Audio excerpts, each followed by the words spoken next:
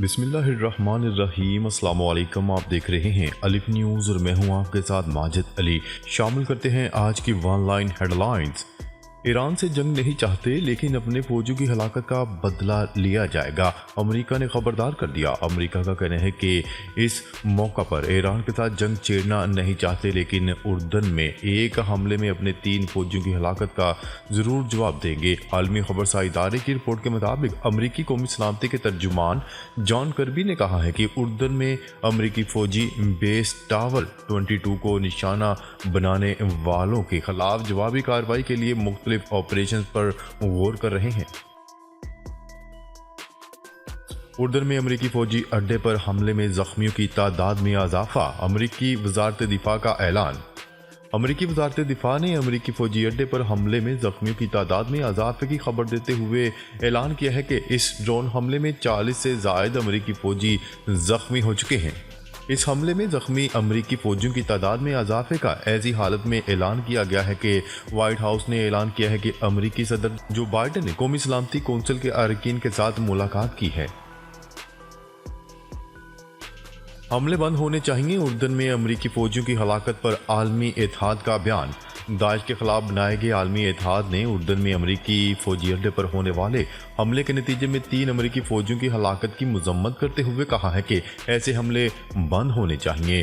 پیر کو social media platform X پر ایک ٹویٹ میں کہا گیا ہے کہ اتحاد امریکی فوجیوں کے اہل خانہ کے ساتھ تعزیت کرتا ہے جو اردن میں ایران سے منسلک ملیشیا کے حملے میں اپنی جانیں گنوا بیٹھے ہیں۔ اردن میں امریکی فوجیوں پر حملہ، عراق کی حزب اللہ بریگیڈیئرز کے فنگر پرنٹس موجود ہیں۔ پینٹاگون نے کہا ہے کہ اردن میں امریکی فوجیوں پر حملے میں عراق کی حزب اللہ بریگیڈیئرز کے ملوث ہونے کے اشارے ملے ہیں۔ غرب میڈیا کی رپورٹ کے مطابق شام کے ساتھ سرحد کے قریب اردن میں امریکی فوجی اڈے کو نشانہ بنانے والے حملے کے بعد پینٹاگون کی ترجمان سبرینا سنگھ نے کہا ہے کہ ڈرون حملے میں زخمی ہونے والے امریکی فوجیوں کی تعداد 40 سے زیادہ ہو چکی ہے۔ ترجمان نے ایک پریس کانفرنس میں کہا کہ حملے میں ایرانی حمایت یافتہ عراقی حزب اللہ بریگیڈیئرز کے فنگر پرنٹس موجود ہیں۔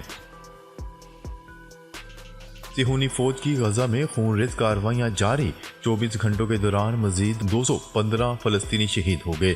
میڈیا رپورٹس کے مطابق اسرائیلی فوج نے شمالی غزہ میں اقوام متحدہ کی امدادی ایجنسی کے پناہ گزین اسکولوں کا محاصرہ کر لیا۔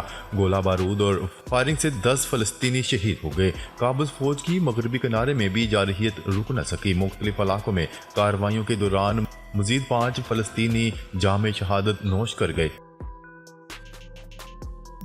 سن 2023 میں امریکی ہتھیاروں کی فروخت میں ریکارڈ اضافہ، امریکی محکمہ خارجہ نے پیر کے روز کہا ہے کہ 2023 میں امریکہ نے غیر ملکی حکومتوں کو ریکارڈ سطح پر $238 بلین کے فوجی ساز و سامان فروخت کیے، جو پہلے کے مقابلے میں 16% کا اضافہ ہے۔ امریکہ نے روس کو ہتھیار دینے پر شمالی کوریا کو خبردار کیا۔ محکمہ خارجہ کے بیان کے مطابق امریکی حکومت نے $18 بلین کی فروخت پر بذات خود بات چیت کی، جو کہ سن 2022 کے مقابلے میں 56% سے زیادہ ہے۔ اسرائیل کا حامی جرمنی بھی فلسطینیوں کی بے دخلی کا مخالف۔ جرمنی نے جنگ کے بعد غزہ میں اسرائیلی آباد کاری کے منصوبوں کی مذمت کی ہے۔ جرمنی نے غزہ میں فلسطینیوں کی نسلی صفائی اور یہودی بستیوں کے قیام کو فروغ دینے کے لیے اسرائیلی وزراء اور انتہائی دائیں بازو کے گروپوں کی کانفرنس کی مذمت کی۔ جرمن وزارت خارجہ کے ترجمان نے کہا ہے کہ یروشلم میں ہونے والے اجتماع میں 1 درجن سے زائد حکومتی وزراء کی شراکت اور تقریریں ناقابل قبول تھیں۔ انڈین بحریہ کا 19 پاکستانیوں کو بحری قزاقوں سے بچانے کا دعویٰ۔ انڈین بحریہ نے ایک سرکاری بیان میں کہا ہے کہ اس کی جنگی بحری جہازوں نے پیر کو صومالیہ کے پانیوں میں بحری قزاقوں سے رہائی دلوائی ہے۔ پی ٹی آئی کا سائفر کیس میں عمران خان اور شاہ محمود قریشی کی سزا چیلنج کرنے کا اعلان۔ پاکستان تحریک انصاف نے بانی P T I Imran Khan اور شاہ محمود قریشی کے سائفر کیس میں سزا چیلنج کرنے کا اعلان کر دیا۔ تحریک انصاف کی جانب سے جاری بیان میں بانی چیئرمین اور وائس چیئرمین کی سزاؤں کو مسترد کرتے ہوئے ٹرائل کورٹ کے فیصلے کے خلاف اعلیٰ عدلیہ سے رجوع کرنے کا اعلان کیا گیا۔ ملک میں کرنسی نوٹوں کے نئے ڈیزائن کے لیے انعامی مقابلے کا اعلان۔ ملک میں کرنسی نوٹوں کے نئے ڈیزائن کے لیے انعامی مقابلے کا اعلان کر دیا گیا۔ اسٹیٹ بینک آف پاکستان کی جانب سے ملک میں تمام مالیت کے نئے کرنسی نوٹ لانے کا اصولی فیصلہ کر لیا گیا ہے، جس کے بعد کرنسی نوٹوں کے نئے ڈیزائن کے لیے مقابلے کا اعلان کر دیا گیا۔ اس سلسلے میں اسٹیٹ بینک نے مقامی آرٹسٹ، ڈیزائنرز اور طلبہ کو نئے نوٹوں کے ڈیزائن کے مقابلے میں شرکت کی دعوت دے دی۔ پی ٹی آئی کا انٹرا پارٹی الیکشن کروانے پر غور۔ پاکستان تحریک انصاف کی مرکزی قیادت کی جانب سے انٹرا پارٹی الیکشن کروانے پر غور شروع کر دیا گیا۔ نیوز رپورٹ کے مطابق پاکستان تحریک انصاف کے رہنما نے متفقہ طور پر انٹرا پارٹی الیکشن کروانے کا فیصلہ کیا ہے۔ ممکنہ طور پر PTI intra party election عام انتخابات سے قبل کروائے جائیں گے۔ پارٹی ذرائع کا کہنا ہے کہ انٹرا پارٹی الیکشن کے لیے پینل تشکیل دیا جا رہا ہے۔ چیئرمین کے لیے بیرسٹر گوہر ہی امیدوار ہوں گے اور 4 سے 5 روز میں انٹرا پارٹی الیکشن متوقع ہیں۔ میانمار میں فوجی ہیلی کاپٹر پر فائرنگ، بریگیڈیئر سمیت 4 افراد ہلاک۔ میانمار میں اسنائپر نے فوجی ہیلی کاپٹر پر فائرنگ کر دی۔ دارالحکومت ینگون سے خبرساں ایجنسی کی رپورٹ کے مطابق اسنائپر کی فائرنگ سے ہیلی کاپٹر میں موجود بریگیڈیئر جنرل سمیت 4 افراد ہلاک ہو گئے۔ خبرساں ایجنسی کے مطابق ہلاک ہونے والوں میں 2 پائلٹ اور بریگیڈیئر جنرل کا سیکیورٹی افسر بھی شامل ہے۔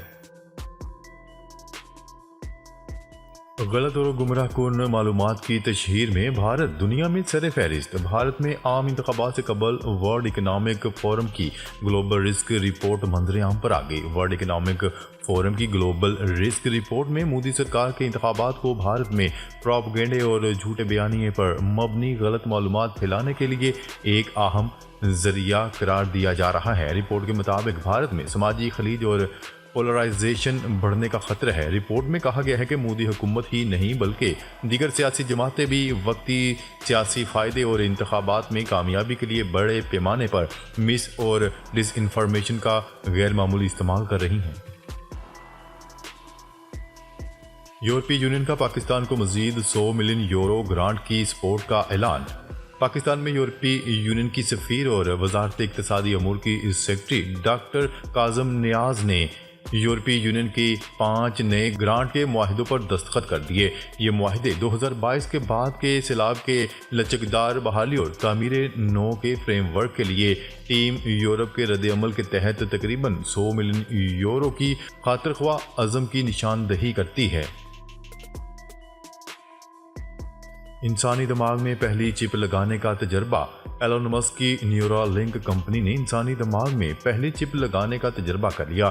غیر ملکی خبرساں ایجنسی کی رپورٹ کے مطابق ٹیکنالوجی کمپنی اسپیس ایکس کے بانی ایلون مسک نے کہا ہے کہ ابتدائی صارف وہ ہوں گے جو اپنے اعضاء کا استعمال کھو چکے ہیں۔ انہوں نے کہا ہے کہ چپ لگانے کے بعد انسان صرف سوچ کر فون، کمپیوٹر یا کسی بھی ڈیوائس کو کنٹرول کر سکتا ہے۔ سوڈان اور جنوبی سوڈان کے متنازع علاقے میں قبائل کے درمیان شدید لڑائی، 54 افراد ہلاک، 64 زخمی۔ سوڈان اور جنوبی سوڈان کے درمیان متنازع علاقوں میں حریف قبائل کے درمیان شدید لڑائی کے نتیجے میں 54 افراد ہلاک اور 64 زخمی ہو گئے۔ اقوام متحدہ کے مطابق امن مشن کے 4 اہلکار زخمی بھی ہوئے ہیں۔ امن مشن کے اہلکار ایبی کے علاقے میں امدادی سرگرمیوں کے دوران فائرنگ کی زد میں آ گئے۔ دوسری جانب ISPR کے مطابق حملے کے وقت پاکستانی امن دستے کا قافلہ بھی 2 مریضوں کو ہسپتال لے کر جا رہا تھا۔ پاکستانی امن دستوں نے مؤثر جواب دیا اور عسکریت پسندوں کو پسپا کر دیا۔ ISPR کے مطابق فائرنگ کے تبادلے میں امن دستے میں سپاہی محمد فاروق نے جام شہادت نوش کیا۔ پیٹرولیم مصنوعات کی قیمتوں میں 10 روپے تک کا اضافہ۔ پیٹرولیم مصنوعات کی قیمتوں میں 10 روپے تک کے اضافے کا امکان۔ موقر قومی اخبار کی رپورٹ کے مطابق پیٹرول کی قیمتوں میں 7.84 روپے فی لیٹر اور ہائی سپیڈ ڈیزل کی قیمتوں میں 2.06 روپے فی لیٹر اضافہ ہو سکتے ہیں۔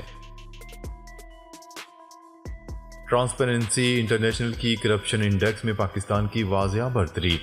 ٹرانسپیرنسی انٹرنیشنل نے 180 ممالک کی کرپشن انڈیکس رپورٹ جاری کر دی۔ کئی سال بعد پاکستان کی درجہ بندی میں اضافہ واضح بہتری آئی ہے۔ ٹرانسپیرنسی انٹرنیشنل کی رپورٹ کے مطابق پاکستان میں 2023 میں کرپشن میں کمی ریکارڈ کی۔ کرپشن پرسپشن انڈیکس میں پاکستان 140 سے 133 نمبر پر آ گیا۔ کرپشن کے مطابق 2022 میں پاکستان کا اسکور 27 تھا۔ کرپشن میں کمی پر پاکستان کا اسکور 2 کی بہتری کے ساتھ 29 ہو گیا۔ بجلی کی فی یونٹ قیمت 5 روپے 62 پیسے مہنگی ہونے کا امکان۔ بجلی صارفین پر مزید بوجھ ڈالنے کی تیاری کر لی گئی۔ بجلی کی فی یونٹ قیمت 5 روپے 62 پیسے مہنگی ہونے کا امکان ہے۔